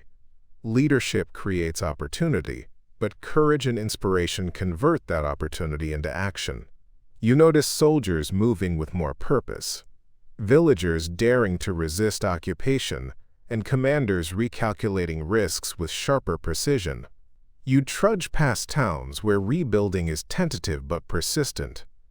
Merchants cautiously stock goods, using hidden stashes from the previous decade to stabilize trade. Farmers experiment with new crops that grow faster and withstand poor soil, a pragmatic response to generations of disruption. Even children play differently, learning to balance curiosity with vigilance. Survival, after decades of attrition, has become a finely tuned skill woven into the rhythm of everyday life. A quirky tidbit surfaces in conversation near campfires. Some soldiers, inspired by Joan, adopt her example and refuse unnecessary extravagance in armor, believing simplicity brings luck. You see men in mismatched plate and leather, yet they stand taller, their morale boosted more by belief than by equipment. You realize superstition, symbolism, and psychology are just as vital now as any longbow or pike.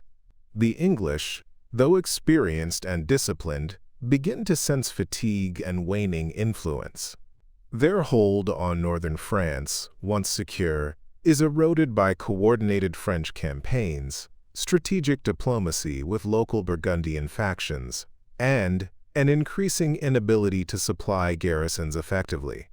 You notice subtle signs of strain in English encampments, delayed pay, worn horses, and the quiet mutterings of soldiers who have marched through half a century of uncertainty. Historians still argue whether the English decline is due to military mismanagement, overextension, or the psychological impact of Joan and French resurgence. Observing the human patterns in towns and camps, you sense it is a combination of factors: structural strain, leadership gaps, and cumulative exhaustion that no single tactic or hero can fully remedy. Civilian life adapts with ingenious subtlety. Villagers forge networks of communication to warn of approaching troops, organize hidden supply caches, and mediate conflicts between rival factions. You notice the emergence of informal leadership structures: wise elders, resourceful merchants, and experienced farmers, guiding communities through decades of instability. The war has taught everyone that survival depends on adaptability and foresight as much as physical strength. A light joke drifts from a weary archer. "I've fired more arrows at mud than men lately." At least mud doesn't complain. Humor remains essential, a fragile thread connecting people to normalcy amidst chaos. It allows for brief reprieves from the constant grind of uncertainty. As campaigns continue, you observe a fundamental shift in warfare. Open field battles become rare, replaced by strategic sieges, targeted raids, and attritional strategies. The focus is no longer simply on defeating an enemy force in one moment, but on sustained pressure, resource management, and morale. You trudge along these front lines, realizing that the war has become a long game in which endurance, planning, and patience outweigh individual acts of valor. By the end of this stage, you understand that the 100 years, war has evolved into a complex interplay of endurance, inspiration, and subtle maneuvering. Life continues under its shadow, but you can sense a shift. The tide is slowly turning, and the long century of attrition is beginning to bend toward resolution, however gradual.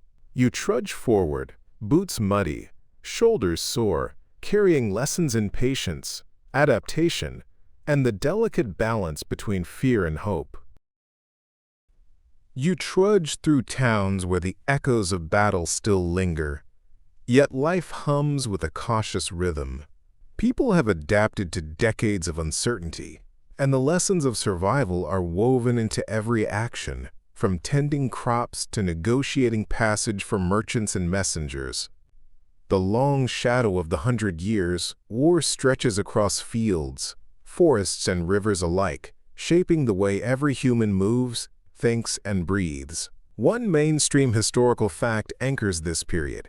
By the 1430s and 1440s, French forces, using combined arms and fortified positions, gradually reconquer territories such as Paris and Normandy. The tide is turning against the English, but victories are measured, deliberate, and often incremental.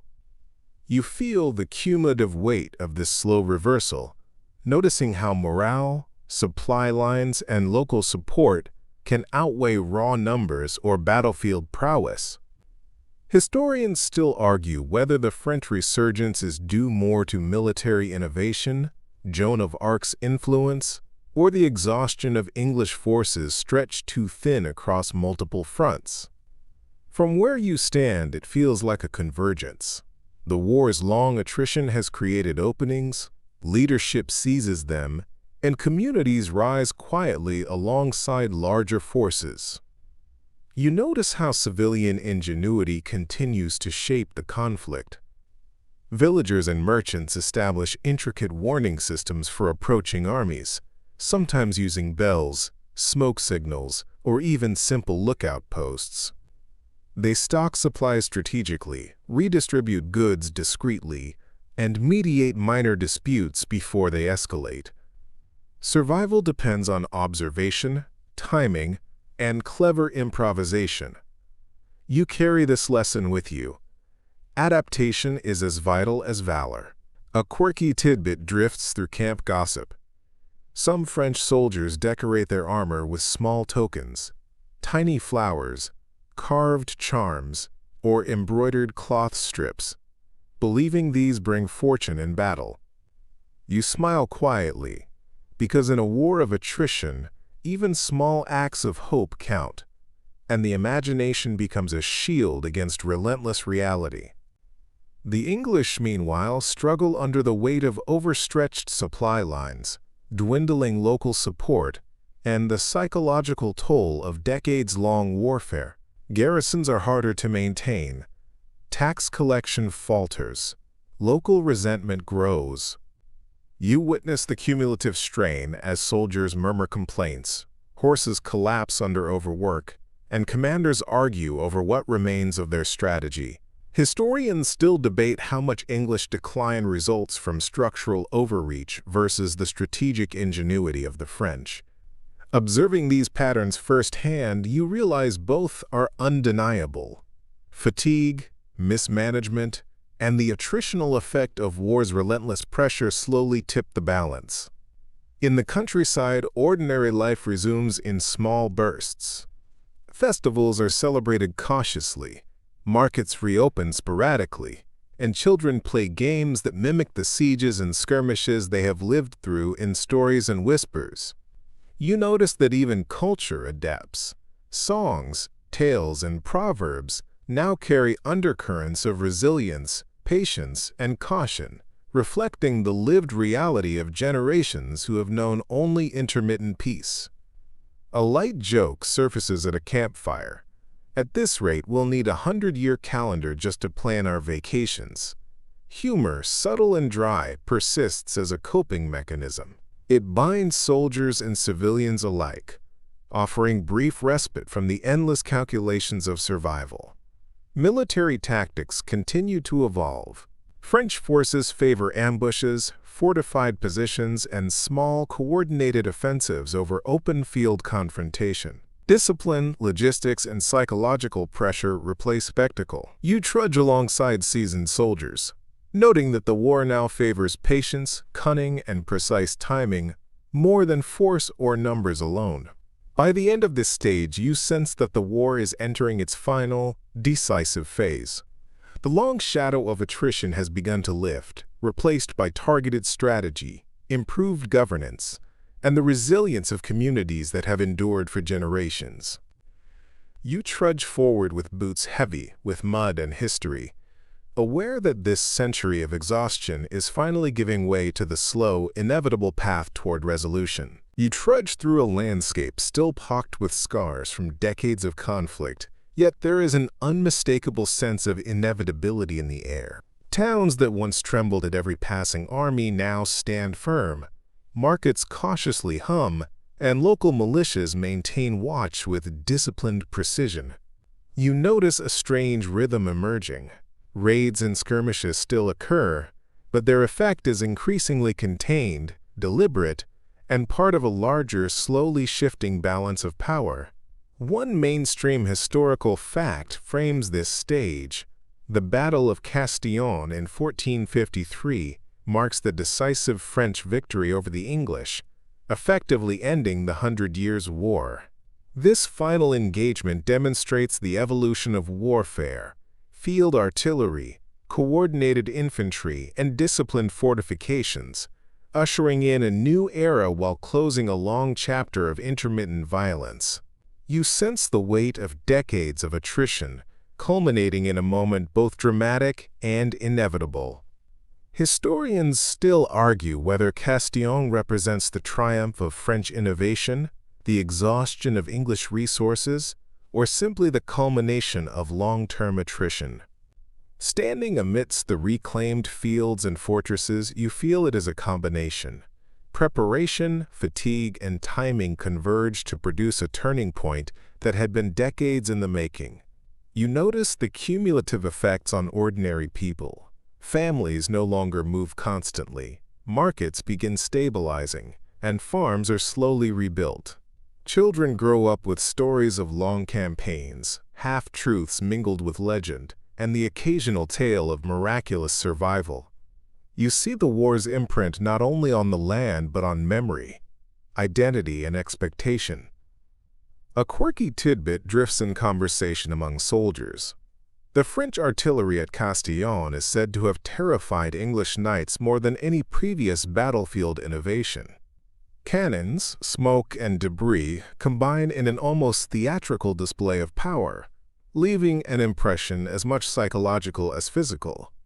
You imagine the English horses skittish, knights uncertain, and morale slipping before combat fully begins. A vivid lesson in the evolving psychology of war. The English, meanwhile, retreat with the realization that their territorial ambitions are no longer sustainable.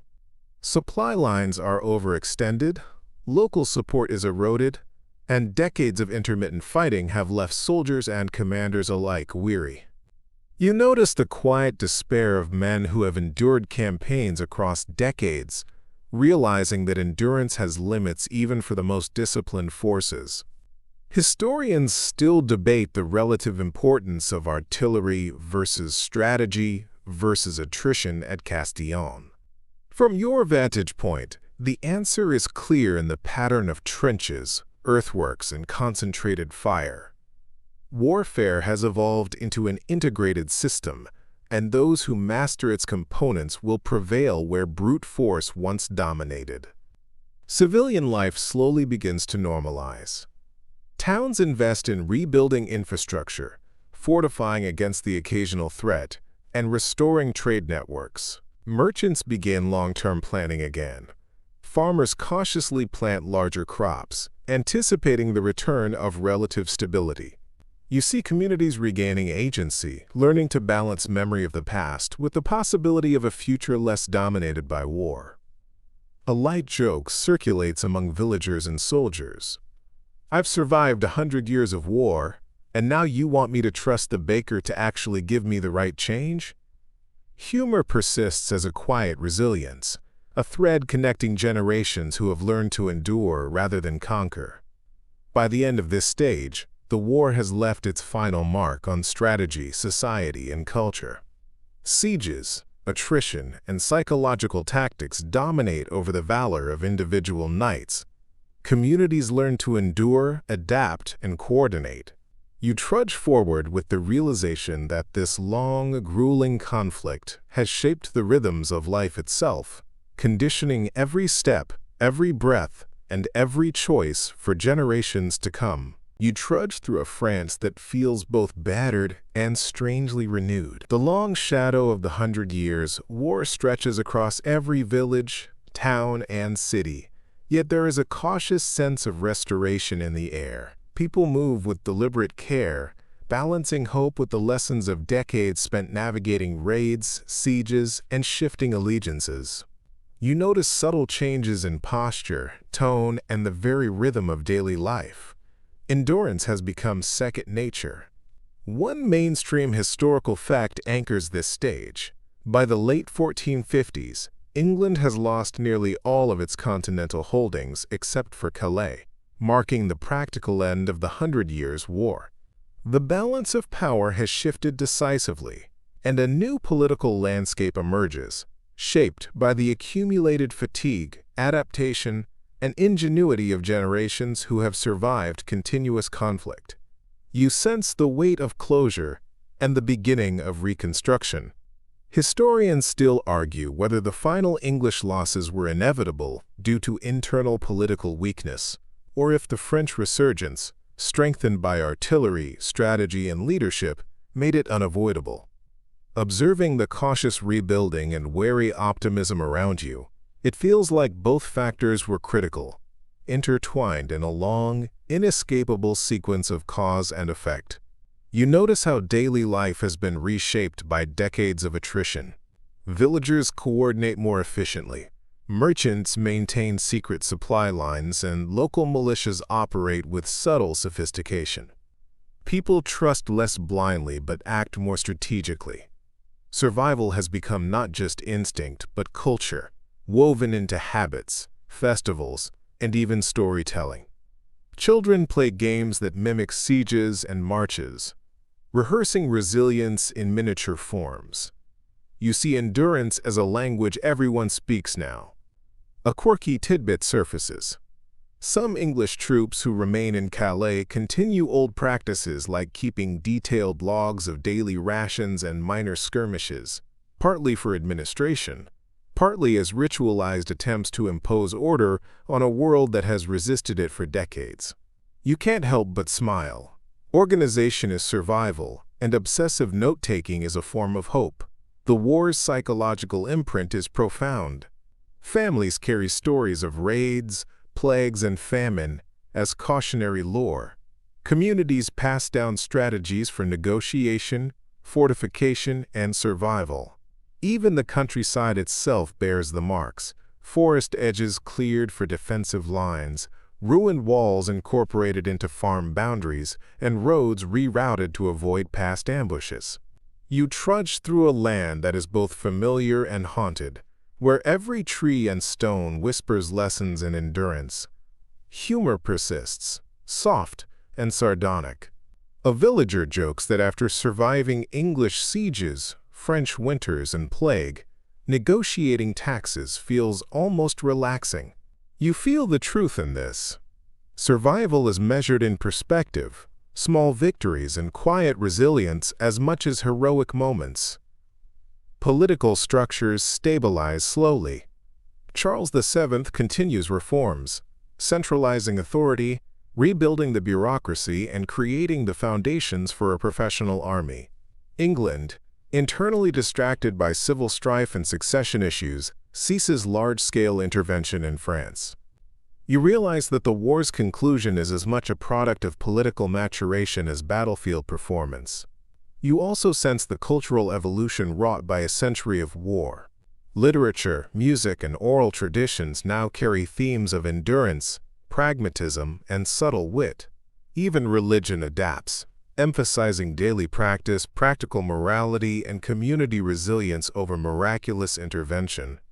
You notice how these lessons shape not just survival, but identity. By the end of this stage, you trudge with awareness that the 100 Years' War has reshaped France and England profoundly. It has dictated new rhythms of life, forced social adaptation, and altered warfare itself. Endurance, observation, and ingenuity are as decisive as courage or wealth. You carry the memory of decades, aware that survival has been both the challenge and the lesson of this long century of attrition. You trudge into the final stretch of this long, weary century, feeling the quiet hum of exhaustion still lingering in the fields, towns, and forests. The war is over, at least in its active campaigns, yet its imprint remains on everything: the shape of roads, the placement of villages, the rhythm of markets, and even the cautious gestures of people as they navigate daily life. You notice that everyone, from soldiers to merchants to farmers, has learned to measure risk, patience, and hope against decades of attrition. One mainstream historical fact frames this concluding stage. By 1453, with the English expelled from nearly all French territories except Calais, the 100 Years, war officially ends, signaling the transition into a more centralized and modernized French state. The land has been battered, populations shifted, and warfare transformed, but the war's long arc has left a society tempered by endurance, adaptation, and cautious optimism. Historians still debate whether France's victory was inevitable, given the structural weaknesses of England, the strategic and administrative reforms of Charles VII, or the psychological impact of prolonged attrition. Standing in villages and towns now cautiously rebuilding, you sense that all factors converged: timing, leadership, resources, and the sheer perseverance of generations shaped the outcome. You notice the war's pervasive effects on social structure. Peasants and townspeople who survived long sieges, famine, and shifting regimes now wield subtle influence over local governance, trade, and militia organization. Nobility has adapted, recognizing that authority depends as much on negotiation and practical governance as on birthright or battlefield glory. You trudge past manors and fortified towns that seem quieter but more organized, testament to lessons learned over decades. A quirky tidbit floats through conversations. Some veterans of the war continue to carry personal reminders of battles: fragments of armor, arrows lodged in shields, or coins from occupied towns, treating them almost as talismans. You smile quietly. In a world defined by attrition and unpredictability, these objects serve as anchors, linking past trials to present survival. The psychological landscape has shifted. Generations of children have grown up knowing war as background noise, and now they learn the rhythms of peace cautiously, experimenting with trust, trade, and collective organization. Festivals, markets, and public gatherings are small exercises in reclaiming ordinary life, yet underlined by an ingrained awareness of danger, patience, and resilience. You sense that this war has done more than shift borders. It has shaped how people live, plan, and think. Humor persists even in reconstruction. A villager jokes, "After 100 years of dodging arrows, I finally get to dodge taxes instead." The quip is both a relief and a subtle acknowledgement of the long shadow of the war. Survival is now measured in small victories, clever adaptation, and community cohesion. Military practices have evolved permanently. Sieges, artillery, professional standing forces, and disciplined coordination now define European warfare. The age of knights charging blindly into open battle is fading, replaced by strategy, planning, and logistics, a profound lesson written into the bones of the land and the culture. By the end of this final stage, you understand that the 100 Years' War is more than a series of battles or political maneuvers. It is a century of endurance, of human ingenuity under pressure, and of subtle transformation. Life has adapted, societies have reorganized, and the land bears memory as much as scars. You trudge forward, carrying the quiet understanding that survival, patient, observant, and persistent, is the ultimate lesson of this long, weary conflict. Now, after decades of watching, marching, enduring, and witnessing the slow evolution of a society under siege, you sense that the long century of exhaustion has drawn to a close. The world remains imperfect, cautious, and deeply human, but it has learned, slowly, how to continue despite everything. And now, as your body sinks into the mattress, and the hum of the day fades behind you, imagine the long, quiet landscapes of medieval France, stretching endlessly under a soft twilight. You've walked alongside soldiers, villagers, and kings, through mud, rain, and smoke, and you felt the slow pulse of a century shaped by endurance rather than glory. You've smelled wet earth after a siege, heard the thrum of distant longbows, and glimpsed the ingenuity that allowed communities to survive decades of uncertainty. Take a deep breath. Imagine the gentle rustle of leaves in fields once fought over, the quiet chirping of birds returning to rebuilt orchards, and the tentative laughter of children playing where armies once marched. The war has ended, yet its lessons linger: patience, vigilance, and the subtle art of adapting to forces larger than yourself. Allow your mind to drift along the slow currents of time, letting the weight of history settle softly, like dust in a sunbeam, across the hills and villages you have traversed. Know that while the battles have ceased, life endures, and through endurance, people find their rhythm again. Let the cadence of the past guide your breathing, steady, calm, reflective, and unhurried. Imagine that every step you trudged with soldiers, every negotiation you observed with villagers, and every cautious glance across a battlefield now transforms into soft whispers of resilience in the night. Carry this sense of quiet strength with you as you sink deeper into comfort, letting history's long hum lull you into a gentle, uninterrupted rest. Sweet dreams.